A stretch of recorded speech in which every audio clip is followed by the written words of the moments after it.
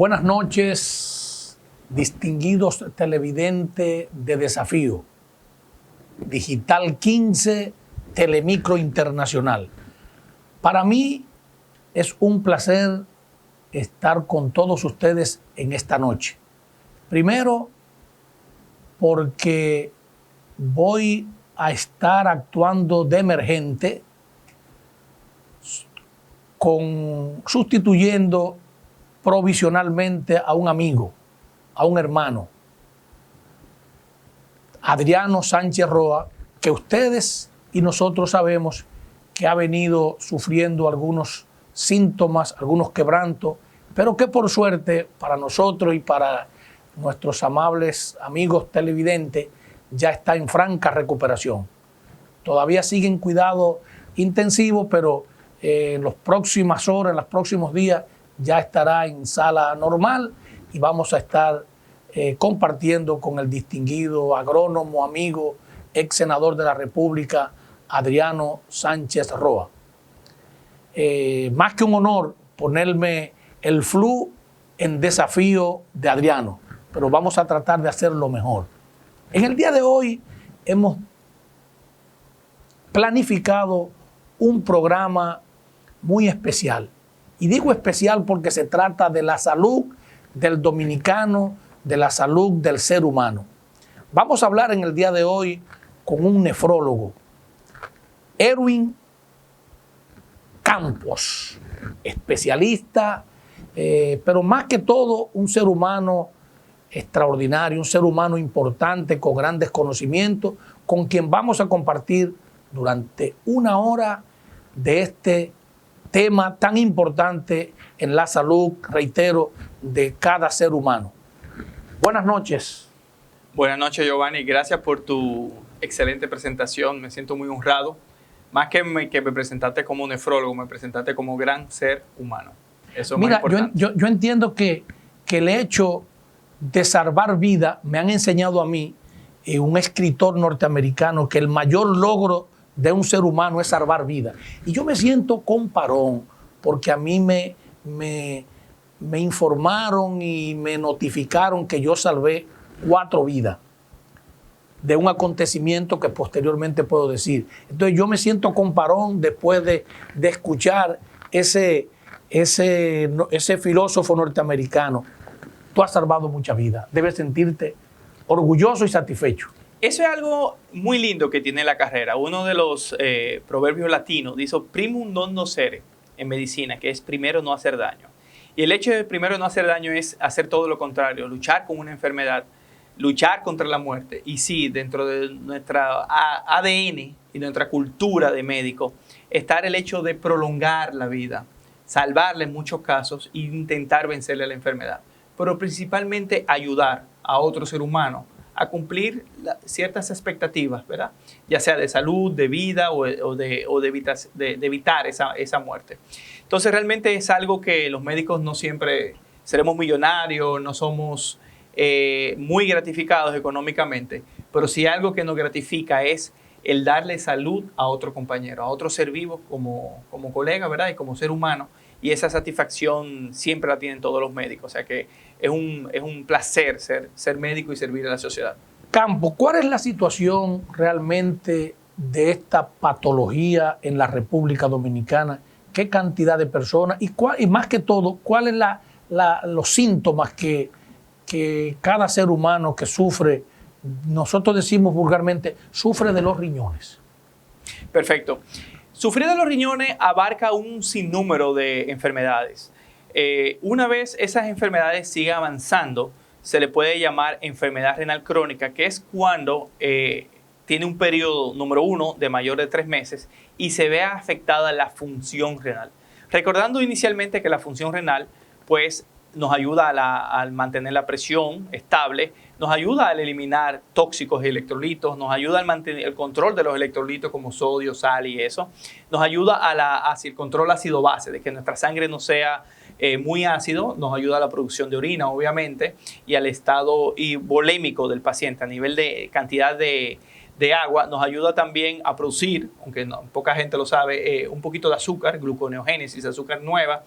Nos ayuda también al control de la anemia y por último al control de la vitamina D, al metabolismo. Una vez uno sufre de una enfermedad renal crónica, le hace alguna enfermedad que ataque al riñón por periodos prolongados mayor de 3 meses, una o varias de estas funciones se van perdiendo con el tiempo. Crónica es cuando ya necesita la asistencia de la diálisis. No necesariamente. Dentro de la cronicidad hay varios niveles. Cuando sí necesita una terapia de sustitución renal, una terapia que sustituya al riñón funcionante, le llaman terminal. Y eso puede ser por 2 vías, o por diálisis o por trasplante renal. Quiero decirle que aproximadamente el 10% de la población mundial, y eso puede variar entre un 8 en alguna nación y un 14 en otra, sufre de algún tipo de enfermedad renal crónica. El 10% de la población sufre de algún tipo de enfermedad renal crónica. Algunos de ellos nunca verán un tratamiento sustitutivo como diálisis o trasplante, pero otros sí llegarán. Aquí en el país podemos decir que tenemos alrededor de 4.000, en República Dominicana, 4.000 pacientes, un poquito más de 4.000 pacientes, 4.200, 4.400 por ahí, de pacientes que están en terapia sustitutiva renal en diálisis. Necesitan asistencia. Necesitan una asistencia, ya sea de un riñón artificial o una máquina de hemodiálisis o de darse un tratamiento en casa, que es la diálisis peritoneal. Campo, ¿cuál es la situación y la distribución de los nefrólogos en la República Dominicana?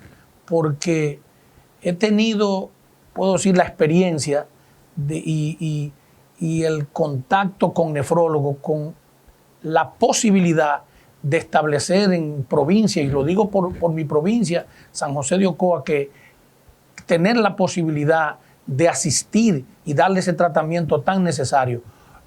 Hablo por mi provincia, hoy puedo hablar por la provincia de Adriano, de Elías Piña, que está a una distancia muy distante de donde están los centros de diálisis, y se dificulta porque son personas a veces de escasos recursos y tienen la dificultad de transportarse y quizás también de pagar esa parte del tratamiento de la diálisis. Perfecto. Hay que hablar que nosotros como nefrólogos somos alrededor de 190 nefrólogos en el país. Es una sociedad realmente pequeña comparado con cirujanos, ginecólogos o pediatras. De esos 180 profesionales de la salud nefrólogos, la mayoría están situados en los cascos urbanos. Le hace Santo Domingo y Santiago, mucho más de 100, o sea, mucho más de la mitad, lo que hace que no todas las provincias tengan un nefrólogo on-site o permanente allá. Principalmente, como usted dijo, la región fronteriza se ve muy inadecuada en ese servicio de nefrología, ya que no existen allá centros de diálisis o hemodiálisis. Si bien llega la diálisis peritoneal, porque es una terapia que llega a nivel, tiene cobertura nacional, los pacientes que no ocupan la diálisis peritoneal, pues no tienen un centro a nivel fronterizo. Ninguna provincia que haga frontera con Haití tiene un centro de hemodiálisis. Y eso es algo que deberíamos nosotros empujar, ya sea gubernamental o al sector privado, para que esos pacientes no tengan que desplazarse. Campo, ¿qué es lo más difícil? ¿La máquina o el personal? O sea, estamos hablando del nefrólogo, las enfermeras con experiencia del manejo, o el equipo, la máquina. Yo recuerdo que un exdirector de aduana compró su máquina. Miguel Coco compró su máquina y en la oficina estaba instalada y se daba el tratamiento. La máquina, normalmente aquí las empresas lo hacen en acomodato, la ponen y en ventas de kit le sacan el provecho a esa máquina, ¿verdad? Son como lo que le llaman comodato. Pero realmente yo creo en este caso es el personal y un poquito de disposición. El personal porque, como ya lo había dicho, quizás estas regiones y provincias junto pegadas a Haití, fronterizas, son las de peores recursos económicos. Y realmente quizás no haya un suficiente incentivo para un nefrólogo, y no para nefrólogo, para las industrias moverse por allá. ¿Por qué? Porque hay menos dinero. Entonces, asimismo, hay muchos nefrólogos que han negado, obviado esas provincias, y entonces junto con los nefrólogos llegan la posibilidad de quizás implementar a nivel privado un centro de unidad de hemodiálisis o quizás también el gobierno lo ha tenido un poco olvidado esas regiones y no ha querido implementar una unidad pública en esos centros fronterizos. Quisiera que nos explicara cómo se determina una persona que se inicia esta patología. ¿Qué debemos tomar en cuenta el ciudadano común si está comenzando? Y digo porque en medicina, la medicina preventiva debe ser el norte. Entonces, ver qué tomamos en cuenta. Correcto. Hay que decir que la enfermedad renal crónica, excepto de enfermedades muy propias de los riñones que se llaman glomerulopatías, no vienen sola. El riñón es un órgano, o los riñones, es un órgano, porque son dos, es un órgano afectado por múltiples enfermedades, desde lupus, hipertensión y diabetes. Pero si llevamos al punto de la enfermedad renal crónica terminal, hay que decir que entre un 60 y un 70% de los pacientes que están en diálisis son por dos causas, siendo la diabetes en un 40% aproximadamente la causa principal y la hipertensión siendo en segunda causa en un 30%. Por lo tanto, corrigiendo, manteniendo o examinando la hipertensión y la diabetes, pues nos evitarían un 70% o un gran porcentaje el llevar la enfermedad renal crónica. Hay que decir que los riñones raramente duelen. Normalmente nos duele mucho la espalda, decimos son los riñones y ese tipo de cosas, pero normalmente no duelen. Y cuando duelen, bueno, por litros y ese tipo de cosas, sí hay enfermedades muy propias que duelen, pero es una enfermedad silente, silenciosa. Usted es diabético, hipertenso y no lo sabe. Pero en la primera fase quizás no duele, porque no, claro. A mí me han explicado y yo he visto que el dolor más intenso, comparado inclusive con el parto de la mujer. ¿Qué usted nos puede explicar? Eso, porque me dice que no duele y después que duele. Perfecto. En cuanto a litiasis, ya sí duele, que es la expulsión de un cálculo, de una piedra, normalmente en el argot popular, una piedra de riñón, y sí es bastante doloroso, principalmente cuando se desprende del riñón y va a través de los uréteres, que vamos a decir que son como sorbetes, como calimetes, ¿verdad? Popotes, sí, ¿verdad? Sí. Imagínense ahora meter un grano de habichuela a través de un calimete y ir empujándolo. O sea, es difícil y es doloroso. Y le llaman muchas veces el parto de los hombres. El parto. El parto de los hombres le llaman cuando uno expulsa una piedra. Pero eso en el caso de litiasis. Pero muchas veces en enfermedades renales crónicas es silente, no duele, uno no se da cuenta. Y hay pocas formas de uno darse cuenta. Número uno, casi siempre a nivel del examen de orina puede aparecer proteinuria, que es proteína en orina, o hematuria, que son de las cosas que pueden aparecer que un simple examen de orina lo puede divulgar. Y en cuanto a la proteinuria, uno puede darse cuenta quizás cuando uno va al baño y orina, hace espuma. Si esa espuma dura 5 o 10 minutos luego de uno irse, pues es muy probable que uno esté tirando proteína por la orina, por la pipí, y es una señal. Es un signo, es una señal de que uno tiene que atenderse. Y obviamente eso es la otra es hematuria, pero la hematuria es sangre en la cantidad en la pipí. Muchas veces es microscópico, entonces es difícil que uno se entere. Y hay una señal importante. La primera falla cuando uno tiene enfermedad renal crónica es la incapacidad de concentrar la orina. Por ejemplo, retenerla. No más que de retenerla. Vamos a decirlo así. Imagínese que usted tenga que eliminar 500 solutos, 500 bolitas de tóxico, por así decirlo en un lenguaje llano.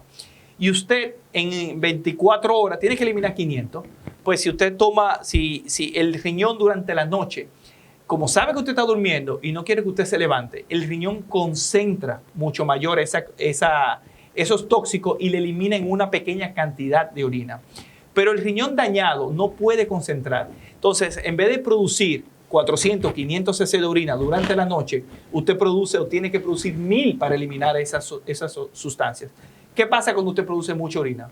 Se siente con la necesidad, se levanta y hace pipí durante la noche.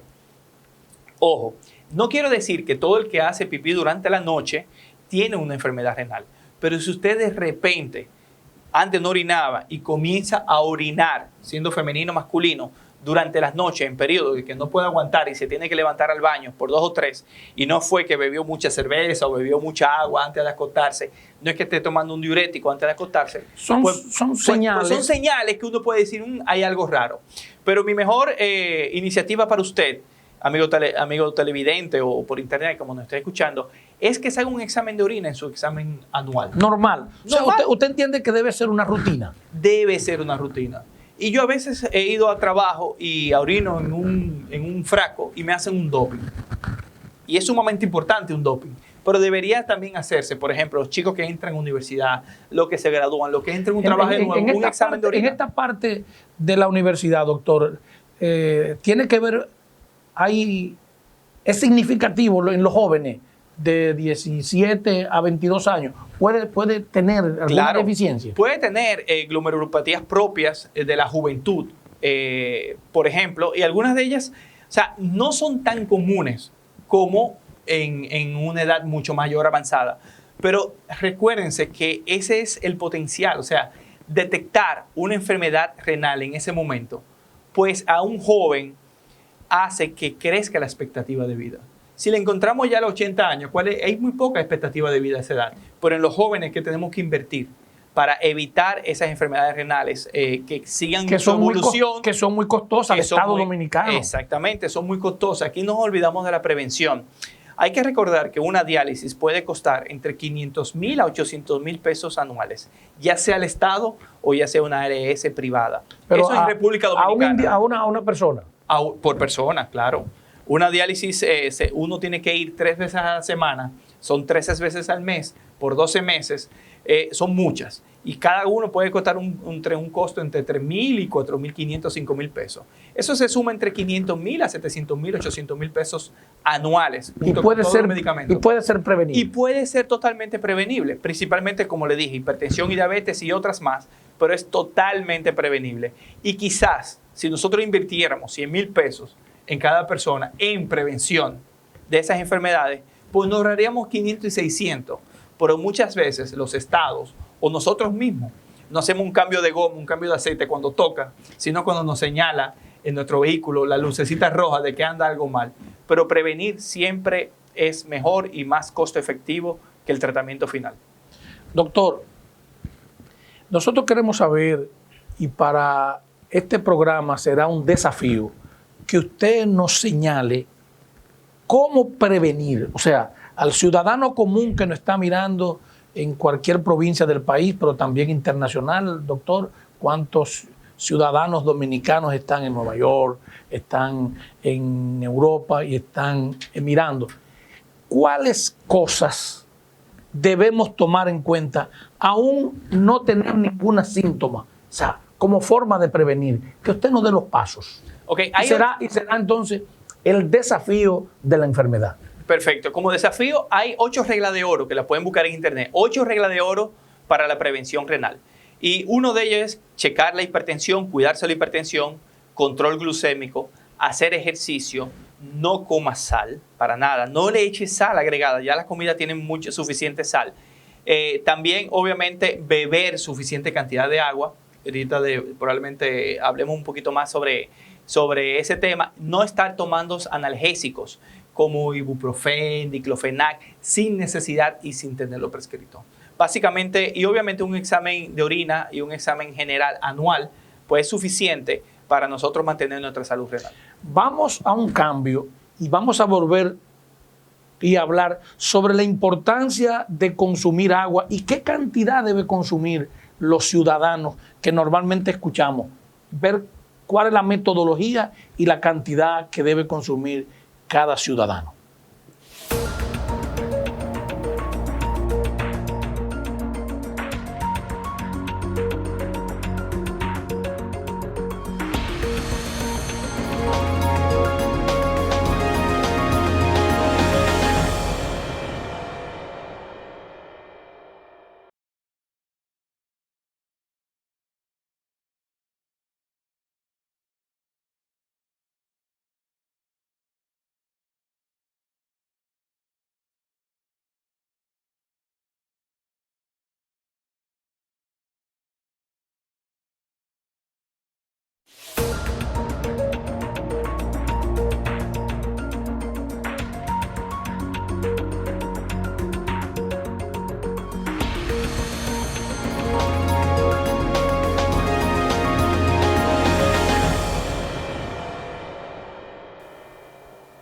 está usted en sintonía con Desafío por Digital 15 y Telemicro Internacional, el programa que orienta a la ciudadanía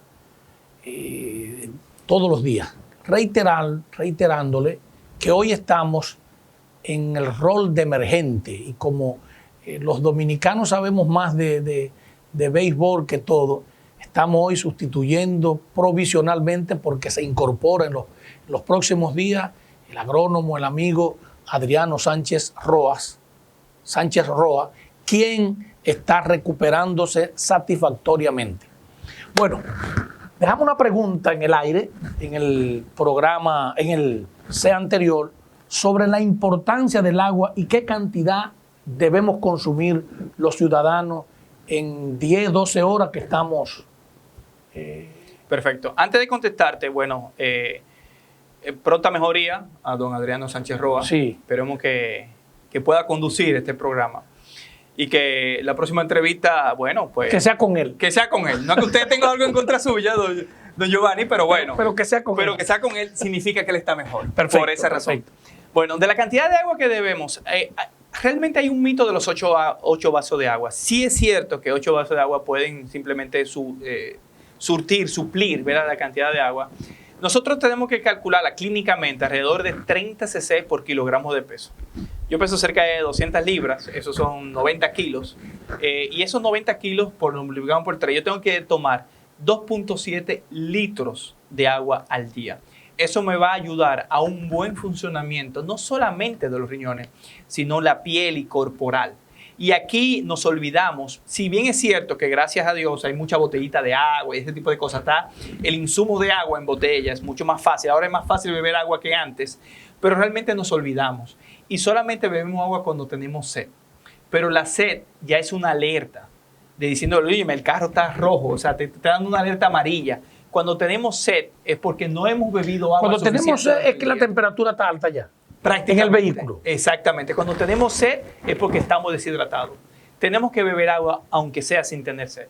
Yo utilizo, en lo personal, una botellita de 1.2 litros y yo me tengo como nota beberme una botellita de esa antes de la 1 o 2 de la tarde. Luego la relleno y antes de la noche yo me la tomo. Eso significa que solamente en agua yo estoy tomando 2.4 litros. Ahora, hay otro, obviamente uno almuerza, se toma un jugo, café con leche, jugos naturales, ese tipo de cosas que también son líquidos. Que también cuentan. Pero ya yo sé que por lo menos con cumplir mi cuota de 2.4 litros, ya yo he llegado a mi estándar. Tiene que ver, doctor, con el peso físico, o sea, con la corpulencia. O sea, y no solamente con el peso físico. A ver, estamos en un estudio aquí de Desafío por TV, muy lindo, muy precioso, con un buen aire, pero aquel que trabaja en la calle, aquel que es entrenador físico, aquel que es pelotero, que hace ejercicio, que anda con un carrito, ¿verdad?, empujando por la calle, pues se suda más. Entonces, su nivel de agua en aquella persona que está sudorosa, que por su ejercicio intenso suda más, el cañero, por ejemplo, tiene que tomar más agua. Igual por la región. Nosotros estamos aquí en la República Dominicana, en Santo Domingo, un país precioso, tropical, pero que uno da 10 pasos y suda por la cantidad de humedad que hay, un 80%. Y aquellos que no están viendo, bueno, sabrán que Nueva York ya está frío, sí, ¿verdad? Y mucho más. Aquel que vive en Alaska, pues suda menos. Pero que sigan consumiendo agua, dígame. Pero que tienen que consumir, claro, porque el agua, lo importante de esto es que tienen que consumir sin que le dé sed. Eso es importante, doctor, hacer énfasis en eso. Hay muchas botellas que inclusive tienen una nomenclatura que dice 100% hasta 0% y tienen 2 litros. Y te van siguiendo, va bajando. Tú dices, mira, hasta al mediodía ya tú tienes que tomarte la mitad. Y dice, keep going, o sea, sigue yéndole, termínalo, ya está casi al final. O sea, y te van estimulando a que uno siga bebiendo agua. Y esas son botellas, son botellas ideales. Yo diría, obviamente, para cuidar un poquito del medio ambiente, esas botellas que uno la pueda lavar y ese tipo de cosas, pero esas botellones plásticos que están en cualquier tienda en línea o uno puedes... yo antes compraba una botella de 1,5 litros y ese era mi termómetro antes de comprarme la mía actual, que es de metal. Doctor, quiero contarle una experiencia que viví con un exdiputado que estaba interno en una clínica. Y era un expresidente del gremio, el gremio de Adriano, el gremio de nosotros. Tenía problemas renales y una comisión de nosotros lo visitó a su doctor. Y la reunión le planteamos, doctor, estamos listos para viajar a Colombia, con el propósito de comprar el riñón y hacer el trasplante. El doctor nos explicó, eso no es tan fácil, yo tengo que sanar a la persona de la patología que tiene y luego colocar eso. En ese trayecto, doctor, se muere el paciente. Y yo he creado una creencia, podemos decir, que cuando una persona ya está en problemas renales, ya como que la vida se acorta. Y yo quisiera que usted me explicara, porque comienzo como a perder la fe. Bueno, si bien es cierto, hay una alta creencia de pensar, este paciente va para diálisis o yo voy para diálisis, no, me voy a morir. Y realmente yo pongo la diálisis así como una quimioterapia. Usted tiene cáncer y a usted le dando quimioterapia. Y ese paciente, usted fallece, o fallece el paciente. ¿Qué lo mató? ¿La quimioterapia o el cáncer? El cáncer. Realmente, la diálisis es un tratamiento sustitutivo a una falla renal terminal, a que los riñones no funcionen. Y la diálisis lo que hace es ayudar a eliminar esos tóxicos que anteriormente usted eliminaba por riñón y que ahora no puede. La diálisis no es la que mata. La que mata es la enfermedad de base, enfermedad renal crónica. Hay que decir que un paciente en diálisis tiene un 20% de mortalidad mayor. O sea, los pacientes en diálisis se mueren un 20% de cada unidad en Estados Unidos, por ejemplo. Aquí puede variar, puede ser algo mejor o puede ser algo peor, dependiendo del centro, la parte privada o la parte pública, que es otro contexto. Pero lo que no te está matando es la diálisis, es la enfermedad renal crónica. Ahora, una vez, si usted se trasplanta, pues su supervivencia es mucho mejor. Contestando directamente su pregunta de ese amigo que quería ir a Colombia, hay que decir que la venta de órganos aquí en el país no se da.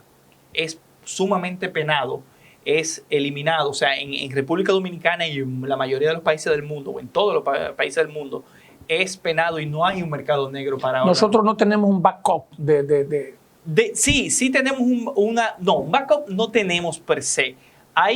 Para el trasplante hay de dos formas. Hay el trasplante vivo relacionado. Usted y yo somos primos, yo sufro de los riñones, nos hacemos pruebas. Número uno, la misma tipificación sanguínea y luego cierta calidad genética, HLA se le llama. La reserva que anda es caminando. Sí, exactamente. O sea, andan por ahí. O sea, entonces usted y yo tenemos unos genes compatibles, lo que significa que usted me puede donar. A usted, sano, tiene que estar totalmente sano, lo meten en un quirófano, le extirpan el riñón, me lo ponen a mí, usted vive su calidad de vida igualito y yo, sin embargo, de diálisis salgo a estar trasplantado. Es una forma. Siempre hay posibilidades de trasplante, doctor. Sí, bueno, a ver, no siempre, no todo el paciente que está en enfermedad renal crónica terminal cumple los requisitos. A ver, usted es difícil trasplantar a una gente con 95 años. O es difícil con algunas otras enfermedades de base.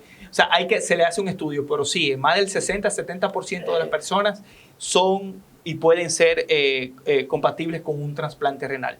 La otra forma es el trasplante, lo que llaman cadavérico, que está muy mal expresado. Sí. Aquí nosotros en República Dominicana somos el segundo país per cápita del mundo con mayor accidente de tráfico, lo cual, lamentándolo mucho, muchos jóvenes y de todo tipo fallecen en clínicas. Entonces, esas personas que están en un intensivo, que tienen muerte cerebral, que solamente están vivos por máquina, viene un recaudador de órganos, ¿verdad?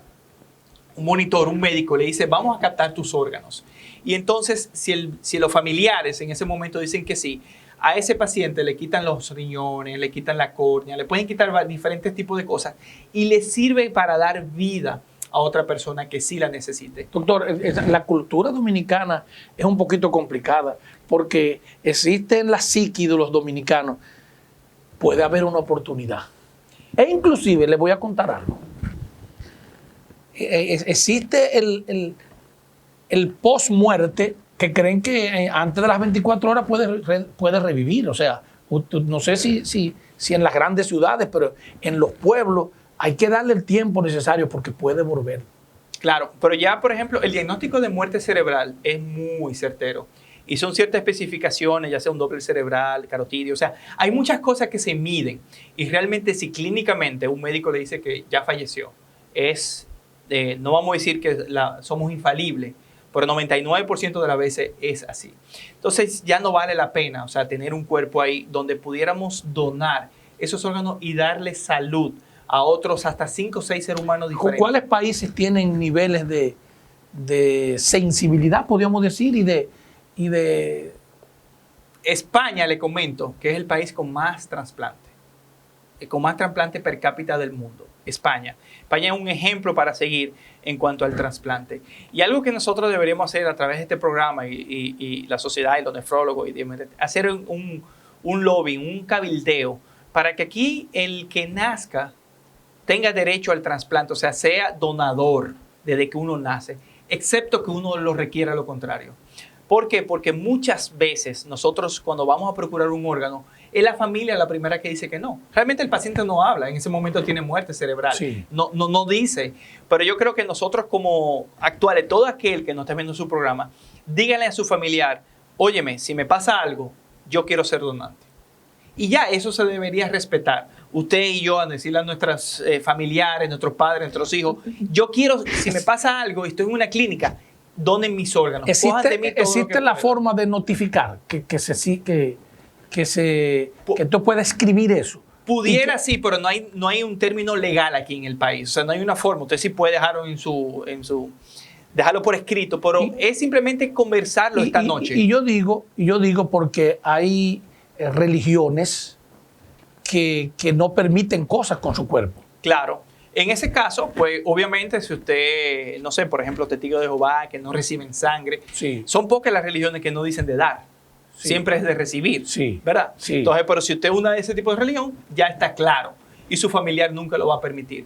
Pero si usted no tiene ningún credo religioso, moral, cívico, ninguna creencia que crea que no pueda donar, pues dígale a sus familiares y dígaselo, óigame, y promulguen eso dentro de sus seres queridos. Porque no hay nada más lindo que un acto de amor, que es donar en vivo. Y mucho más también, no hay acto más lindo. Ya usted se va de esta tierra.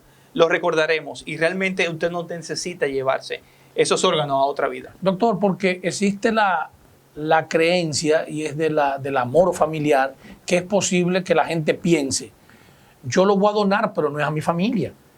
Pero se da el caso de que es posible que tú no lo dones a tu familia, pero otra familia te lo donen a ti. Exactamente. O sea, hoy por mí, mañana por ti. Hoy por ti, mañana por mí. O sea, hoy ese chico o esa chica que fallece y dona sus órganos, le está haciendo la vida mucho más fácil a 5 o 6 familias.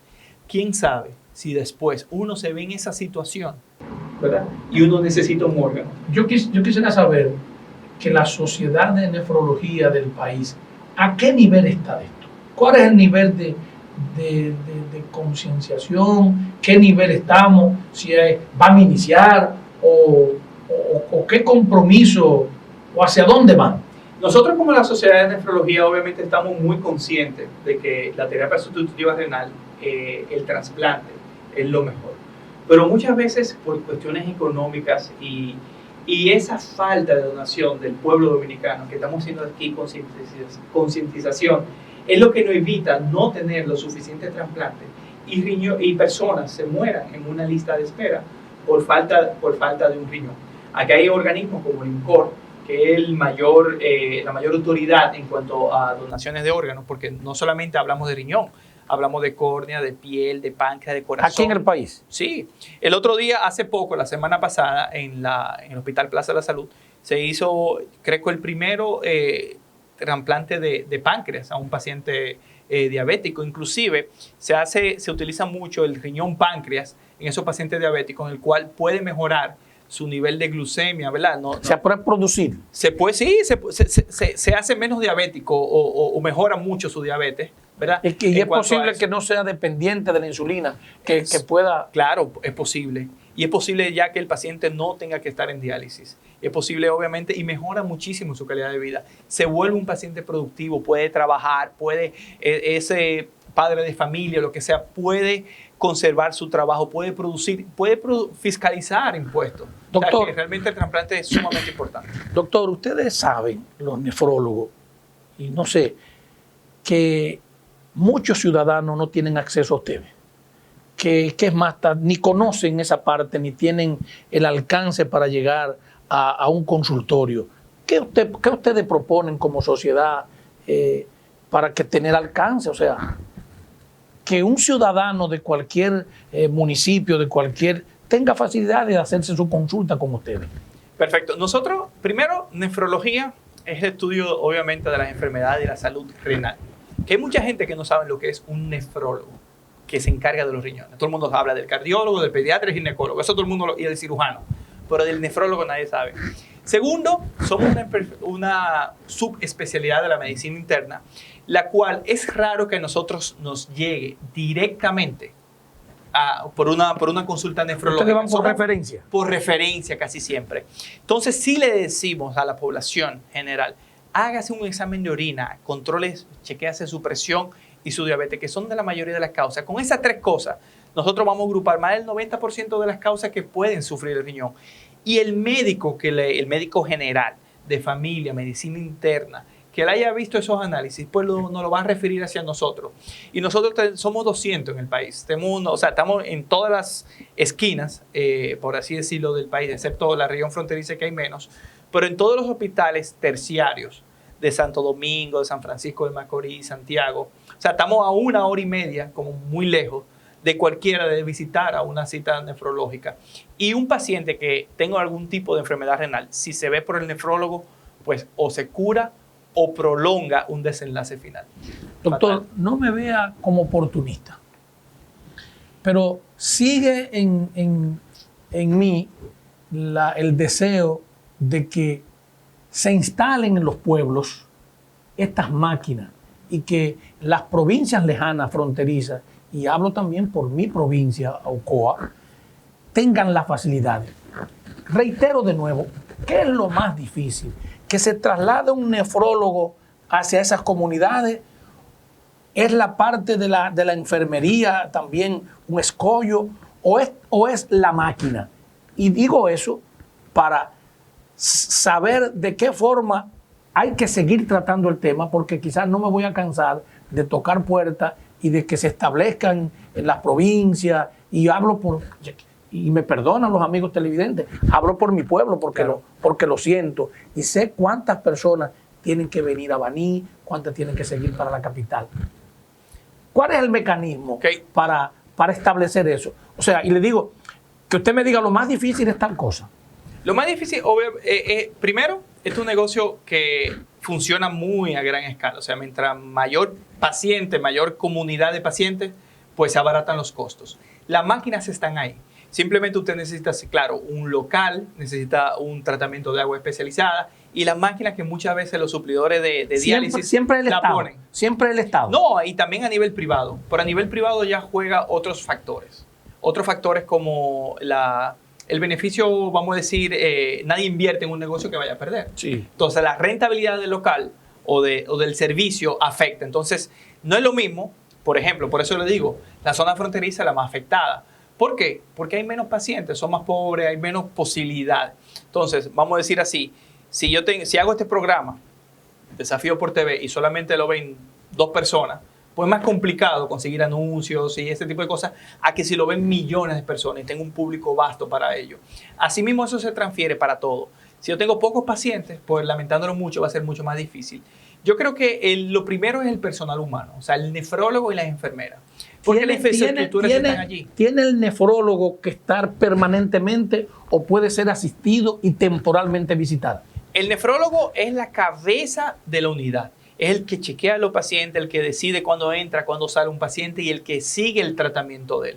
Claro, el nefrólogo no tiene que estar on-site permanentemente en una unidad de diálisis 24 horas. Él cumple un horario de trabajo, ve los pacientes y obviamente las enfermeras son las encargadas o técnicos de diálisis son las que están al día a día junto con un médico general. Pero sí, el nefrólogo es el cabecera y aunque no siempre debe estar ahí, es el que maneja el toro por los cuernos en una unidad de hemodiálisis. Y es evidente, doctor, la parte ya de la técnica de la comunicación, de los las videollamadas, que también puede asistir desde un punto y puede estar dando recomendaciones. Claro, ahora con el COVID la telemedicina pues Perfecto. Se ha convertido en un órgano vital. Vamos a otra pausa y volvemos en breve. Adelante.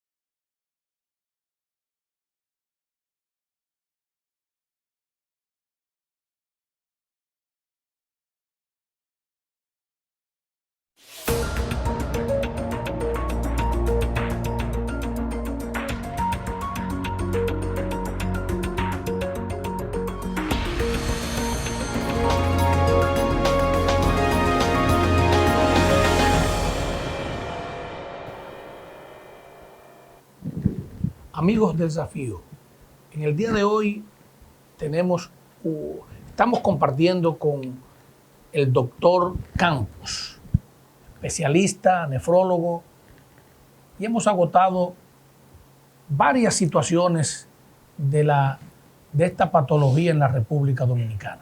Doctor, ¿cuál es la situación de los riñones con el COVID-19? Mira, Giovanni, muy interesante tu pregunta. Yo te la voy a dividir en tres. Te la voy a contestar por partes. Número uno, de forma aguda. Aquel paciente que no tenía nada y le dio COVID y sufre en algún momento de los riñones. Te la voy a dividir en una segunda parte de los enfermos crónicos y en una tercera parte de la parte económica. Entonces, bien, que hay que hablar de todo. En la parte aguda, el COVID, ya saben que pueden llevar a un paciente a cuidado intensivo.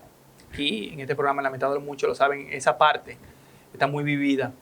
Y lo lleva, y esa infección viral, ¿verdad?, que te llega al paciente en cuidado intensivo, puede hacer que el paciente entre en sepsis, que es un estado de bacteremia, de bacterias en sentido general, que tumba la presión. Y el COVID puede afectar en diferentes formas al riñón.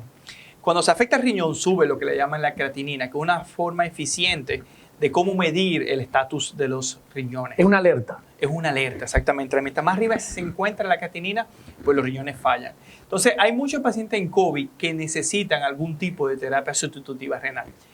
Con COVID, hasta un 30% de los pacientes pueden llegar a necesitar terapia sustitutiva renal agudo. Eso no significa que un riñón que estaba bien le da COVID por su situación, conglomerado de cosas que se le agregan a ese riñón, pues necesita terapia.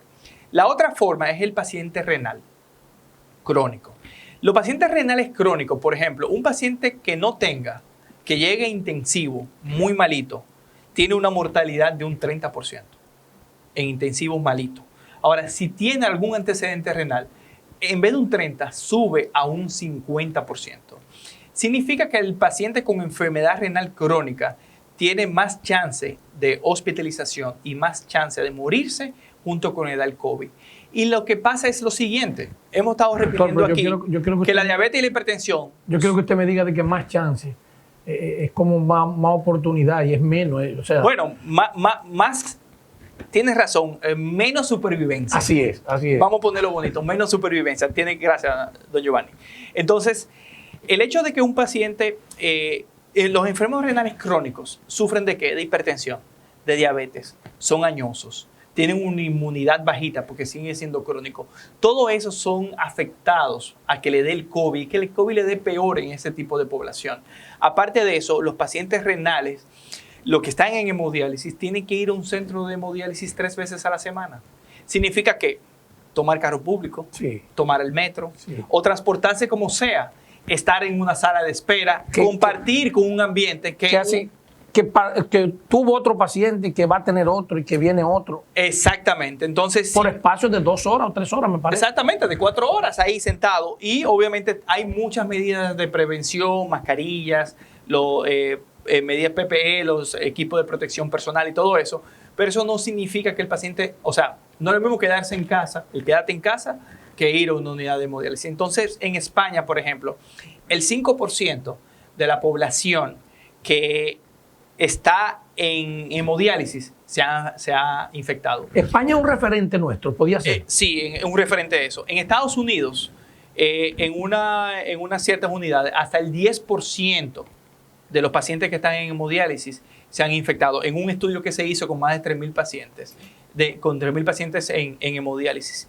Y yo tengo data de un centro que hasta el 16% de los pacientes en hemodiálisis se han infectado. Entonces vamos a decir que entre un 5 y un 20% de los pacientes que están en hemodiálisis se han infectado de COVID. Y eso incrementa muchísimo la mortalidad. La mortalidad va desde un 17 hasta un 50% en ese tipo de pacientes. Entonces que sí ha afectado bastante y sí afecta a los pacientes crónicos. Como aquellos pacientes también trasplantados porque están en inmunosupresión, o sea, tienen que tomar pastillas antirrechazo del riñón. Como aquellos también que sean diabetes crónico, aquellos que tengan quimioterapia, que tengan cáncer. Todas esas son poblaciones de riesgo en el cual el COVID. Y obviamente a nivel económico, pues hace mella. ¿Por qué? Porque anteriormente siempre se utiliza mascarillas en la unidad de hemodiálisis como prevención, pero adivinen que las mascarillas se han disparado de precio. El alcohol que uno utiliza para limpiar la superficie se ha subido muchísimo de precio. Anteriormente también nosotros tenemos que, si hay casos de una oportunidad o una sospecha de un paciente con COVID, pues tenemos que comprar una bata completa, un equipo de protección personal, PPE se le llama, o EPP, equipo de protección personal, y eso cuesta dinero. Y todo eso ha aumentado los costos de la unidad de hemodiálisis, pagándose lo mismo que se pagaba antes del COVID, se sigue pagando ahora. O sea que es un gran desafío, no solamente para la nefrología, sino para a nivel mundial, el coste y la cronicidad y la clínica de estos pacientes, la morbilidad que le llaman cuando un paciente se ve afectado por el COVID. Doctor, en países como usted dice que podría ser un referente para la República Dominicana, el ser asistido puede ser, o sea, en las casas, puede tener eso en la casa, hacerse el tratamiento en las casas. ¿Y qué costoso puede ser el equipo individual? Excelente pregunta, Giovanni. Mira, realmente Trump el año pasado tiró un executive order que viene siendo como un decreto. Y él mencionaba que él quiere que hasta el 80% de los pacientes que se ingresen se dialicen en casa. Usted dijo lo de Trump, dígalo en español, doctor. ¿Qué fue lo que Trump? Trump dijo un decreto y dijo: yo quiero que todos los pacientes que ingresen a diálisis, el 80% se dialicen en su casa. Correcto. Que me aumenten los trasplantes y que me aumente el costo, el presupuesto de prevención renal. Sí. Porque en Estados Unidos se invierten billones de dólares. Realmente, dentro del presupuesto médico, más de 2% en una sola enfermedad, del presupuesto entero, se gasta en enfermedad renal crónica. Recordando que más de un 10% de la población mundial sufre algún tipo de enfermedad. No significa que vamos a llegar a diálisis todo. Trump quería 3 pasos. Descífreme los 3 pasos que Trump quería. Número 1, de que más pacientes se dializaran en casa. Ese es el punto que voy después que diga los otros 2. Número 2, que haya más disponibilidad de trasplante. Aumentar los trasplantes a nivel nacional, a nivel de Estados Unidos. Y 3, aumentar la prevención de que menos personas lleguen. ¿Por qué? Porque el costo está siendo demasiado alto para el presupuesto de salud de los Estados Unidos. Y Hazara también, que es el ministro de Salud también, lo aplicó y lo sigue aplicando. Entonces vamos a hablar de diálisis en casa. La diálisis en casa tú tienes 2 formas. Número 1, la hemodiálisis y la diálisis peritoneal. La hemodiálisis es un poquito mucho más compleja. Número 1, el paciente se tiene que entrenar en eso. Tiene que tener un equipo, ya sea con un tratamiento de agua o que el equipo haga inclusive un tratamiento de agua. Estamos hablando que una máquina de hemodiálisis cuesta entre $10,000 a $20,000. Es algo poco costo eficiente para la República Dominicana. La otra terapia es la diálisis peritoneal. La diálisis peritoneal no funciona con sangre, sino que funciona con un líquido que se entra en una cavidad abdominal. Ese líquido absorbe esos tóxicos y luego de allí se elimina ese líquido junto con esos tóxicos. ¿Y qué costo tiene ese? Eso realmente aquí es un programa gratuito frente al gobierno, que tenemos cerca de 960 pacientes, casi 1,000 pacientes, y es totalmente gratuito a la población, que yo diría que es apoyar esa iniciativa de la diálisis peritoneal, ya que resuelve el problema de quédate en casa. Lo hace en el ambiente familiar y evita, inclusive los pacientes en diálisis peritoneal se han contaminado menos del SARS-CoV-2 o COVID-19 que aquellos pacientes de hemodiálisis. Pero estamos hablando que en el país hay alrededor de 1,000 personas que están haciendo eso. En diálisis peritoneal. ¿Y por qué cosas teníamos que hacer para que sean 2,000? Para que sean 3,000. ¿Qué costo y qué voluntad necesita la sociedad dominicana para incrementar? Y cada vez que hago este comentario, pienso en la loma tal, en la provincia tal, en el lugar lejano, los costos, en la dificultad económica. ¿Qué cosa, doctor, podía arrojar luz ante esta situación? Información. La información es la clave de todo. A esos pacientes que tengan un paciente en hemodiálisis, por ejemplo, pueden decir a sus nefrólogos: óyeme, yo escuché en este programa, en Desafío por TV, que hay una terapia de diálisis peritoneal que la puedo hacer en mi casa, que la puedo hacer yo. Ojo, no todo el mundo califica. El 80% de los pacientes van a calificar esta terapia y el otro 20% por X o Y no van a poder calificar. Por ese 80% que califique, se puede dar una terapia en su casa, ¿entiendes? Fácil, económica, sin salir, con mejor calidad de vida. Y eso es posible, simplemente con cierta información. Hay nefrólogos... El equipo que se necesita, que si hay disponibilidad. El equipo es fácil. Hay dos tipos la diálisis peritoneal se da con dos equipos. Uno, con una cicladora, que es un equipo electrónico, similar a un microondas, que obviamente esa terapia es mucho más costosa. Y la gubernamental es simplemente bolsas. Es como colocar un suero en un pie de suero y meterse colocarse en el catéter un líquido, y eso se hace recambio por 20 minutos. Dura la infusión y el drenaje, y hacérselo 4 veces al día. Simple. Es muy sencillo. El gobierno está en 7 centros regionales, en San Francisco de Macorís, está en el Cabral Ibáez, está en el Musa en San Pedro, está en el Robert Cabral, que es un hospital el único y exclusivo de niños, en el Moscoso Puello, en el Padre Villini y en el Taiwán de Asua. Y todo el que esté del sur, que yo digo que no tiene centros de hemodiálisis en ninguna región fronteriza, pues en Asua tiene una posibilidad Taiwán de Asua tiene la posibilidad de darse ese tipo de terapias. Muy bien. Doctor, yo quisiera y ojalá repetir los pasos a tomar en cuenta para no llegar a dializarse. O sea, el ciudadano que ha estado mirando este programa, ¿qué yo debo hacer, doctor, para no llegar? ¿Cuál es el comportamiento? ¿Cuál es el modo vivendi para yo no enfermarme de los riñones? Recuérdense, eviten la hipertensión y la diabetes.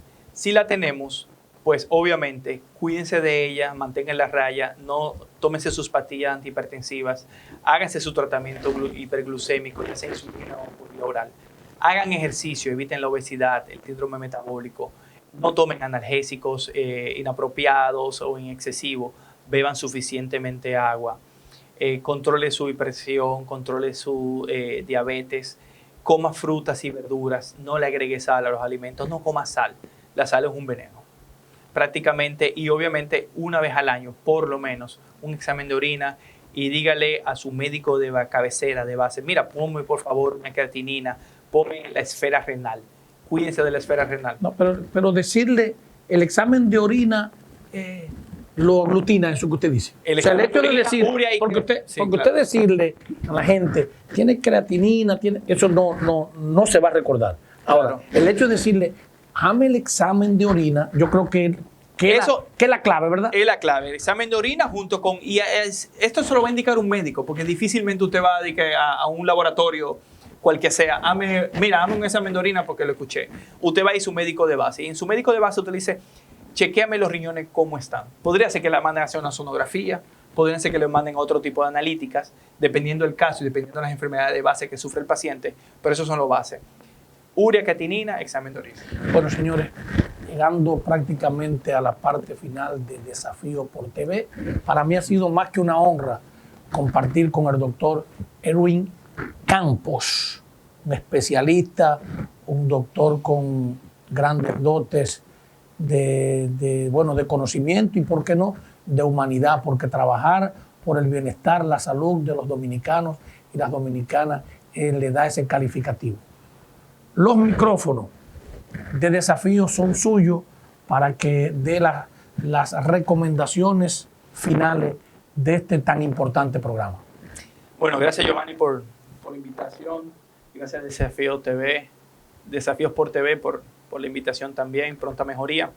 Y recuérdense algo, siempre la prevención sale mucho más económico que la enfermedad.